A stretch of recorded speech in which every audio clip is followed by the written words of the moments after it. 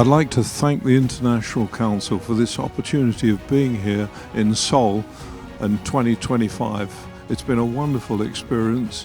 The organisation's been incredible, the church here has been fantastic, and in particular the focus on world missions and finishing the task has been something very close to my heart, and I'm glad the church globally is trying to focus on 2033 as the day by which we achieve the mission.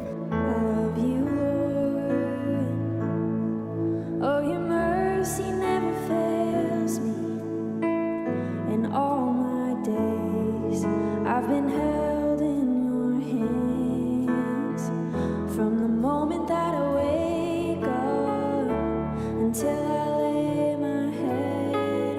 Oh, I will sing of the goodness of God.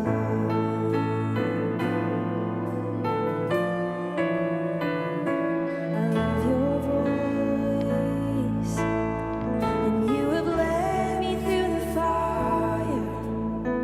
And in darkest night, you were close like no other.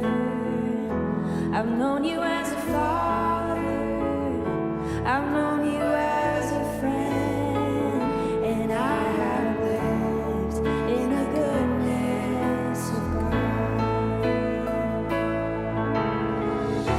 And all my life you have been faithful.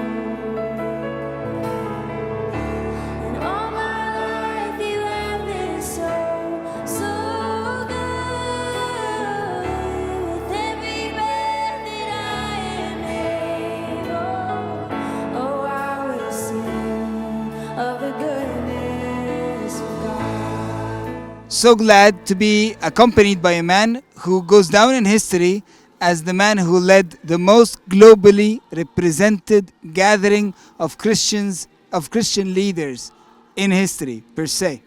Doug Bearsdale, thank you for coming, and why don't you say a few words to the World Evangelical Alliance in the General Assembly of 2025? Well, first of all, I wanted to say I'm delighted to be here. As a Lausanne person, I'm also a WEA person. I have been ever since I was a young missionary in Japan. I'm thrilled to be here with leaders from around the world. Having organized the Lausanne Congress in Cape Town 2010, I have some idea of how difficult it is, but I have an even greater idea of how fruitful it can be. So I want to first of all just thank them for the work that they did to make this possible.